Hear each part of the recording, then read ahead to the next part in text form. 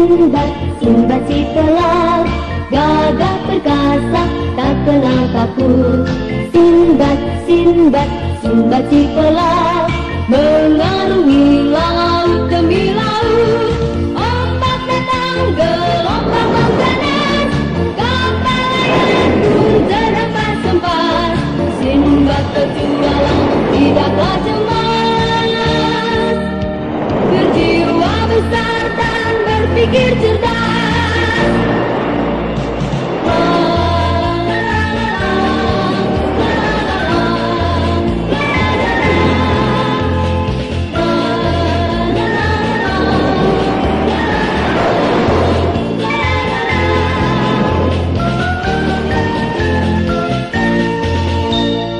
Sinbad, Sinbad, Sinbad si pelaut, gagah perkasa, tak kenal takut. Sinbad, Sinbad, Sinbad si pelaut, mengarungi laut demi laut. Bukanlah harta yang dicari, ilmu dan pengalaman diri. Itulah Sinbad si pelaut, gagah perkasa dan tak kenal takut. Ombak datang, gelombang mengganas, kapal layar pun terhempas sempat. Sinbad petualang tidaklah cemas, berjiwa besar dan berpikir cerdas.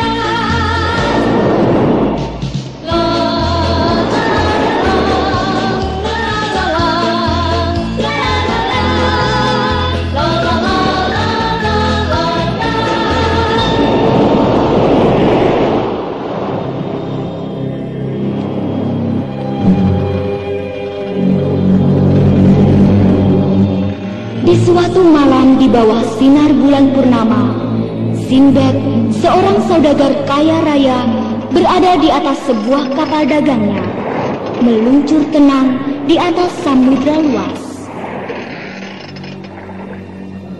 Sinbad duduk di anjungan, berdekatan dengan nahkodanya yang sedang menunggu perintah darinya.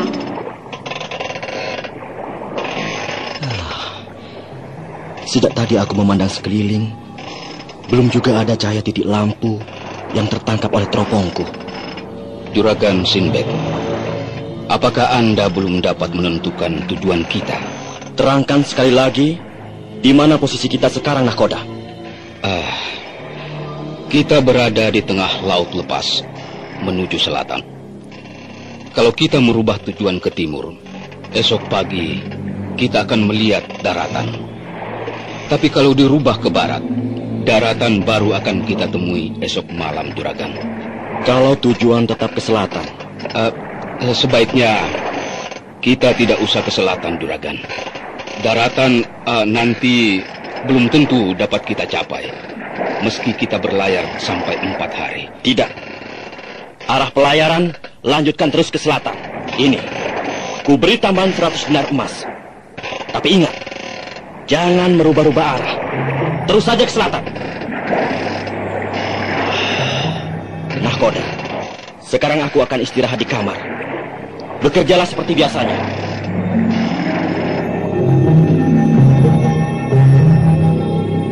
Nahkoda, lihat, ada 2 benda aneh di sebelah kanan kapal. Melesat cepat sekali, kira-kira 2 depa dari permukaan laut menuju kemari. Apa itu? Aneh sekali. Benda apa itu? Oh, ada apa ribut-ribut di geladak? Sebaiknya aku kembali ke dekat nahkoda. Hei, lihat baik-baik. Itu 2 ekor burung yang sedang berkejaran. Nahkoda, tampaknya yang dikejar itu burung kakak tua. Dia membawa sekeping benda berkilauan. Tapi burung apa yang terus memburunya itu? Ya, yang warnanya hitam itu burung pemakan bangkai, Juragan Sinbad. Tapi burung itu bukan burung biasa. Nampaknya seperti ada yang menyuruh untuk merebut benda berkilauan yang dibawa burung kakak tua merah itu. Nahkoda, berharga benar benda itu? Lihat, burung kakak tua itu nampak kepayahan. Dia ingin hinggap di tiang layar kapal. Kasihan dia. Sungguh menyeramkan. Burung hitam itu paruhnya terbuka lebar, siap mematung. Hei! Kasihan juragan. Kakak tua itu pasti terluka. Nakoda, benda yang dipegangnya terlepas. Coba ku tangkap. Lihat, benda apa ini? Tapi lihat di atas itu, juragan. Biar luka, kakak tua merah itu pantang menyerah.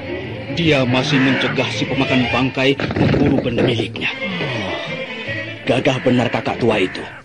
Hei, dia malah membantu si pemakan bangkai. Mereka berkelahi, juragan. Nakoda, nampaknya pemakan bangkai itu akan menang. Dia lebih besar dan sangat buas. Ya, kakak tua itu akan dibunuhnya. Kasihan burung kakak tua merah itu. Iya, benda yang berkilauan ini sebetulnya miliknya. Biar aku simpan saja dengan hati-hati. Apalagi benda ini sangat bagus. Nampaknya seperti intan murni. Hijau, berkilau-kilauan. Awas juragan! Burung jahat itu mau mematuk Tuan! Apa yang terjadi? Juragan baru saja lepas dari bahaya. Lihatlah ke atas. Hei, kenapa burung itu? Dia terluka. Kena lemparan pisau dari awak kapal Tuan. Kalau tidak dicegah tadi, juragan pasti sudah dipatuk burung jahat itu. Juragan mau ke kamar? Iya. Bukankah tadi aku ingin istirahat? Tapi juragan, saya mohon, sebaiknya dibuang saja kepingan intan itu ke laut. Hah? Apa alasanmu? Saya memang tak punya alasan, tapi saya mohon juragan. Kamu kok gelisah dan ketakutan begitu, Nakoda? Saya tak tahu juragan. Perasaan saya tidak enak. Sudahlah, tak usah kamu campuri urusan ini. Aku senang dengan intan ini. Malah, aku akan jadikan sebagai mata kalungku.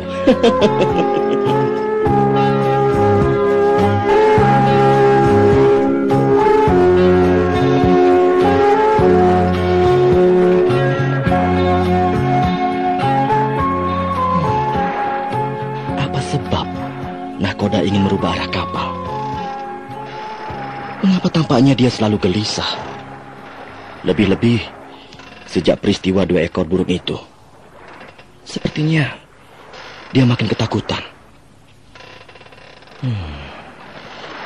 Kepingan batu yang sudah menjadi mata kalungku ini sungguh menakjubkan. Berkilauan, memantulkan sinar yang indah. Bagai ribuan mata berkedip-kedip. Di manakah asal batu intan ini? Mengapa jadi rebutan antara burung kakak tua dengan burung pemakan bangkai? Kepalaku, kenapa tiba-tiba pusing? Sinar kemilau dari batu intan ini bagai memancarkan daya bius yang memusingkan. Pusing sekali. Apa itu? Bayangan siapa itu? Bayangan gadis cantik. Dia malah mendekati. Siapa Anda? Jangan menyembahku seperti ini. Kau mau apa? Tuan Sinbad, sudilah kiranya Tuan memberikan kepingan intan itu pada saya. Mengherankan. Datang secara tiba-tiba, langsung saja meminta benda ini. Tuan Sinbad, kabulkanlah permohonan saya ini. Berikanlah intan itu.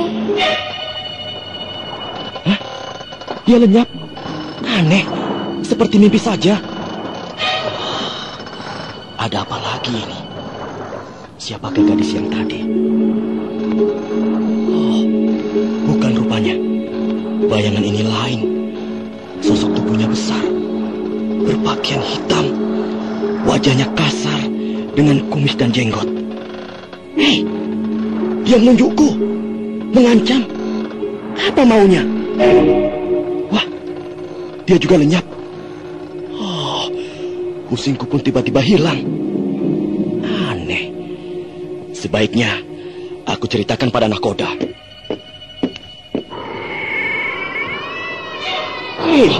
Keras sekali anginnya. Aku tak kuat. Iya, aku harus pegangan. Hei, aduh. Baru kali ini ada angin sekeras ini. Bisa membuatku jatuh. Aku harus cepat-cepat ke atas. Ada apa sebetulnya? Ada mana kapal? Turunkan semua layar. Juragan, sebaiknya Anda berlindung di bawah. Tidak. Aku juga harus tahu segala yang terjadi pada kapalku. Dahsyat sekali badai ini. Air laut bagai mendidih. Gelombangnya bergulung tinggi-tinggi. Kapal sebesar ini jadi berguncang-guncang seperti mau tenggelam. Ayo, turunkan layar. Semuanya. Bukan alur ke arah barat. Apa? Jangan Nakoda.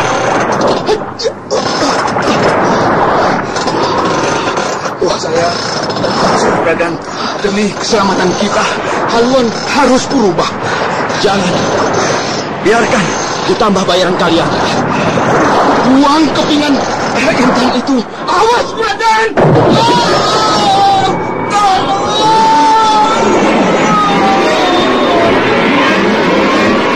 Karena kepingan intan masih saja dipertahankan oleh Sinbad, apa yang dikhawatirkan oleh mahkodanya terjadi. Angin badai tiba-tiba muncul, menyerang, membuat gelombang tinggi terus-menerus mengguncangkan kapal. Sampai akhirnya, kapal layar itu terhempas tinggi dan terlempar sangat jauh. Sinbad sendiri turut terlempar, jauh, terdampar pada sebuah pulau yang indah sekali.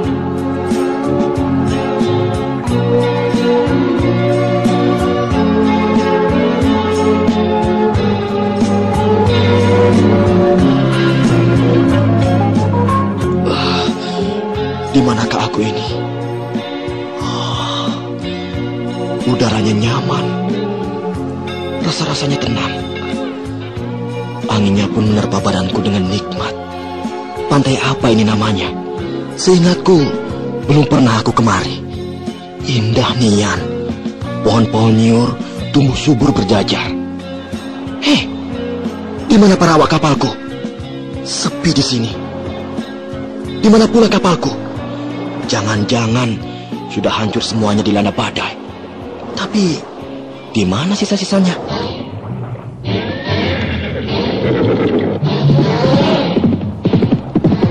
Kepung orang ini. Lihat kawan.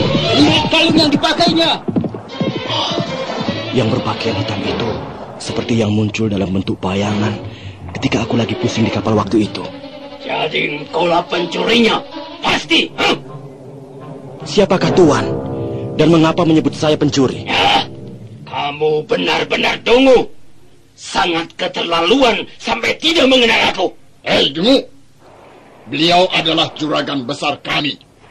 Beliau bergelar Pangeran Kurak. Ingat-ingat itu, Dungu. Pangeran Kurak. Senang sekali saya bertemu dengan Tuan.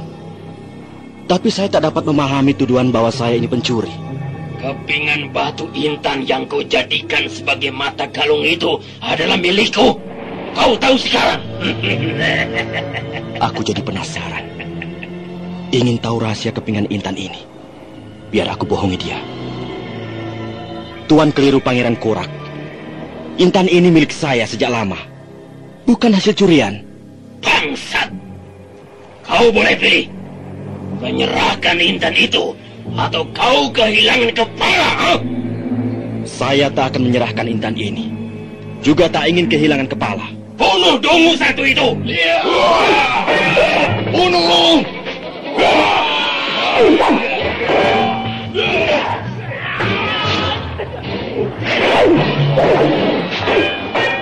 Tubuhnya licin. Tak satu pun pedang dan tombak anak-anak buahku dapat menyentuhnya. Jangan sampai lolos dia. Bodoh kalian. Kenapa diloloskan? Kejar! Kejar terus!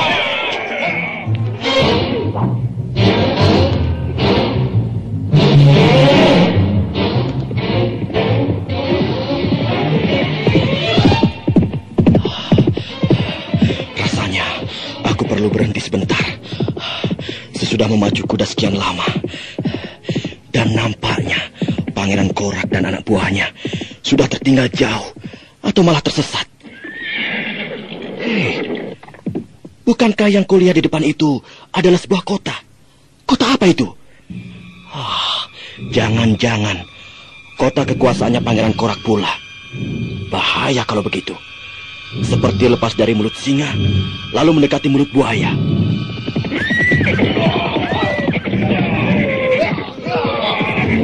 Lepaskan anak panah kalian! Mati aku. Tak kuduga datangnya. Oh, kudaku kena.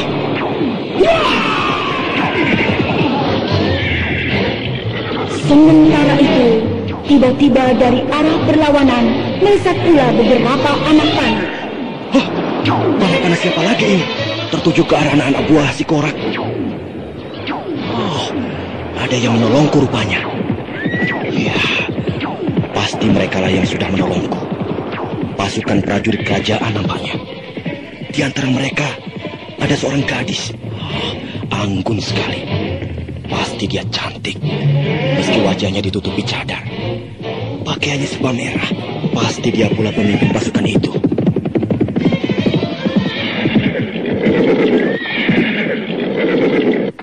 Magda, lagi-lagi kau mencampuri urusanku. Korak, kau telah memasuki daerah kekuasaan ayahku. Segeralah menyingkir. Apabila tak ingin menjadi sasaran anak panah dari pasukanku. Sekali ini izinkan aku menangkap pencuri itu tanpa seizin ayahmu. Sekali ini saja. Tidak. Barisanku akan memanahmu jika kau mencoba-coba mengacau wilayah ayahku lagi. Ayolah, menyingkirlah. Awas kau, Magda. Bawalah anak-anak buahmu yang luka-luka itu. Cepat. Baiklah, Magda. Kejadian hari ini benar-benar sulit kulupakan. Kau akan menyesalinya nanti.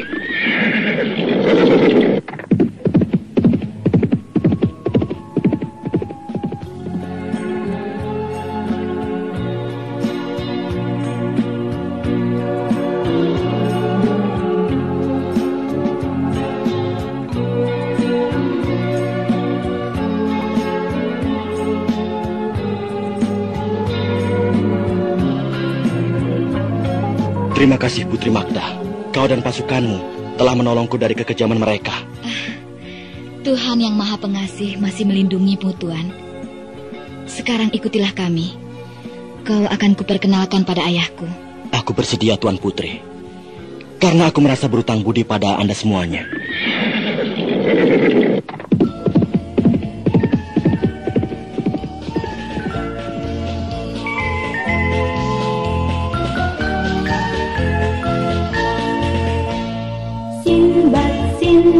Sinbad si pelas, gagah perkasa, tak kenal takut. Sinbad si pelas, mengarungi laut demi laut. Ombak datang, gelombang mengganas, kapal layar pun terhempas-hempas. Sinbad petualang tidaklah cemas, berjiwa besar dan berpikir cerdas.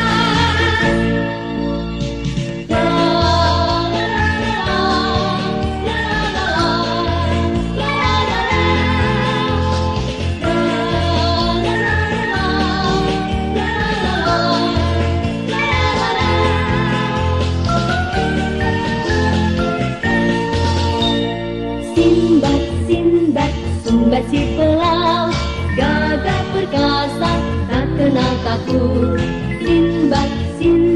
Sinbad si pelaut, mengarungi laut demi laut. Bukannya harta yang dicari, ilmu dan pengalaman diri. Itulah Sinbad si pelaut, gagah perkasa dan tak kenal takut. Ombak datang, gelombang mengganas, kapal layar pun terhempas-hempas. Sinbad petualang tidaklah cemas, berjiwa Jiwa besar dan berpikir cerdas.